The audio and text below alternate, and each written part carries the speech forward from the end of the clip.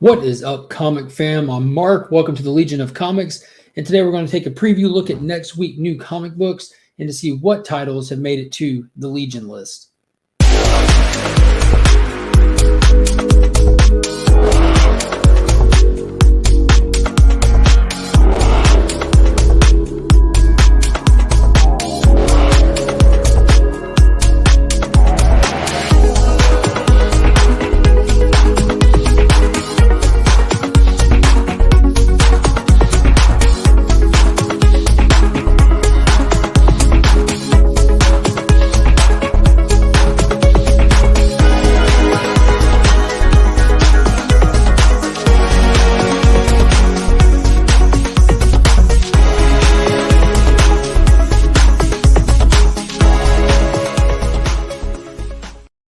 All right, guys, it's Saturday. That means it's time to see what books for next week are going on my pool list or the Legion list and what I'm going to be reading and trying to review for Sunday's Out Weeks In. But real quick, if you haven't already, be sure to hit that thumbs up, subscribe to the channel, and hit that notification bell. Be on the lookout. I'm currently trying to get this 1,000 subscriber organized. I think I'm making it bigger than it needs to be, but there's a ton of prizes, all kinds of great stuff that's being given away, from signed art prints, original art, slabbed books, all kinds of stuff. So it's going to be a blast. I'm going to do a whole hangout for it and everything like normal, and just have a good time giving stuff away and thanking everybody who supported the channel this far.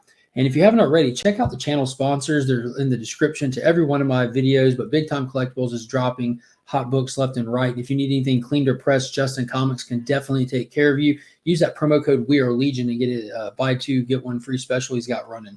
All right, so let's get into it. First up, this is not a heavy week for me.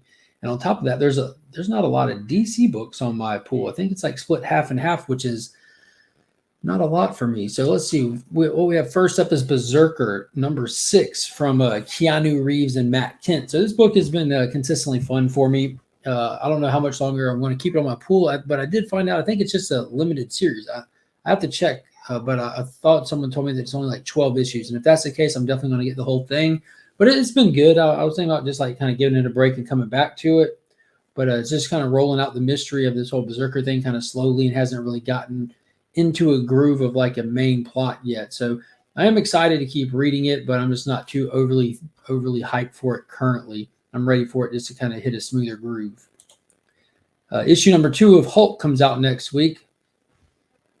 Hopefully this list will get better, guys, because this book, I know that a lot of people are talking about it because Donny Cates comes with a lot of hype, but that first book was dumb. It was dumb. The art was pretty decent. The fight scene was cool or whatever, but the concept was dumb. They literally decided to turn Hulk into a starship. So Hulk is a starship now, like a starship. I'm using the term literally the proper way you would if you like looked it up in a dictionary. They literally turned Hulk into a starship. But Donny Cates is, I don't know, man. I don't know what he's doing. He's like if you let a writer just do what if stories and then decided to make them continuity, that's what he has. He turned Venom into a symbiotic, omnipresent, dysfunctional, handicapped space god daddy. Now he's turning Hulk into a literal starship. So we'll see where it goes. Buckle up, because I'm going to be picking up every issue, good, bad, or indifferent. I'm going to collect Hulk books. Next up, Robin and Batman, number 2 of 3 from Jeff Lemire. That first issue I did not see coming. I thought it was going to be a decent read, but it was a phenomenal read. It was a gorgeous story. And it looks like we're not just focusing on Robin, but as you can tell from the cover, Killer Croc is kind of a primary focus. And they did this whole dual story thing where you saw how Robin's story exactly parallels and like an internal emotional feelings that Croc was going through in his journey. So it was really cool how they played that, and the artwork in it is just gorgeous. So I'm excited for this next chapter. It's only 3 issues, like I said, so it's short-lived. Get in, get out, and just enjoy yourself. Next up, and this one's on the list quick here. Like I didn't expect this next issue to come so fast, but I did mention on that last issue, it felt like the time frame of it was kind of backed up. So maybe they're just getting it back on track. But Teen Titans Academy issue number 9, and we're still kind of dealing with what's called the homecoming story, where at Teen Titans Academy, it's literally homecoming, where parents and family are coming and visiting the residents of the tower, and Red X kind of made an assault on the tower, but not there to fight, but there to kind of preach, more or less. He was grandstanding, talking about how the Titans themselves and the tower that's housing all those children is just a suicide run, basically. They're taking in all these kids, but they're just going to get them killed. And they use Roy Harper as an example. And the kids being kids kind of mess with the Dial H for Heroes dial box and summon some ghosts from the past. And we had Roy Harper's return.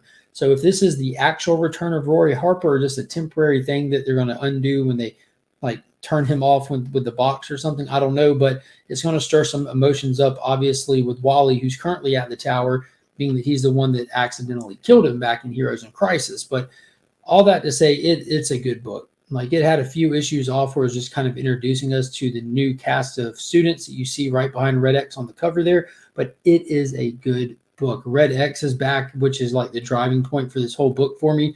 Like, they're dragging this mystery out at a snail's pace, which is working phenomenally for it. Like, I don't need to know who he is yet. I don't need to know all the answers. I love the mystery surrounding it. I love getting to talk about it and try to theorize who it could be. I'm really enjoying it. Cannot wait for this issue. Next up, Jeff Lemire with another banger, Primordial issue number 4. And we have Sorrentino on the arts in this. So it's just absolutely gorgeous. His panel-to-panel work is just second to none. But I'm excited to see how some of the conspiracies in this are going to start unfolding. We kind of got introduced to more government brouhaha going on with people working against their own governments to try to find answers to what's going on out in space and what happened with all these projects that NASA and Russia was doing. And we got a little bit more backstory on the pets involved in those missions as well. And I like how they're focusing heavily on the pets as like not just pieces in the book, but actual main characters in the book. We're following their journey through all of this and how it greatly affected them and how they were very aware of what was going on after a specific point. So that was definitely fun. I'm looking forward to this. Definitely one of my top reads. And we also get Newburn number 2 from Chip Zdarsky. So the Mob Fixer is in for a second issue. And that first one was really fun. I have no clue what direction they're going to take with this because that first issue was pretty much just a one-off. It was an introduction to Newburn and his, I guess, his employee now. So he's pretty much a fixer for the Mob family so that they have a mediator that can come between them and keep them from having to go to war with each other. So I'm wondering if this is going to be an issue-by-issue, case-by-case thing or what overall arcing story is going to be really fleshed out. Either way, I'm definitely in for the second issue. Next up and finally for this week, yeah, that's it. This is it for this week. It's Batman the Imposter, and this is the climactic finale to this 3-issue Black Label series from Mattson Tomlin and Sorrentino's art. So it has been exceptional. Like this from that first issue just blew me away. How subtle it was, how ground level it was, how gritty it was. It really feels like this is like potentially a story that pairs really well with this upcoming film. And from what I understand, Sorrentino helped some of the storyboarding for the film. So the visuals really line up with what we've seen in that trailer for the Batman. But this story has been amazing. Like it's early era Batman trying to find his footing as Batman and kind of all the collateral damage that comes along with it and how it really affects the wealthy in that city. Not the people he's attacking directly, but how like everything, you know, crap rolls downhill. And if you're attacking everything at the bottom of the hill, where does it land after that? Eventually, like he's got nowhere to go and it's just stuck in the top people's pockets. So it's been interesting. So there's been an imposter Batman just smearing his name and I guess as an attempt just to run him off and just cancel him at his job. But we will see how it all plays out because he has not figured out who it is. He has not come face to face with them. And this is now the final issue. So there's a lot that has to happen in this one book. So hopefully they can stick the landing because like I said, there's a lot they got to do to cover it. But that's all I have on my list for this week. If you want to know what my top pick for this week is going to be and why, head over to the Comic Vets channel, subscribe, and hit that notification bell every Sunday. He puts out a video that him and I collab on where we give you our top pick for the week and why you should consider picking it up. Also, a huge shout out to the Augusta Book Exchange.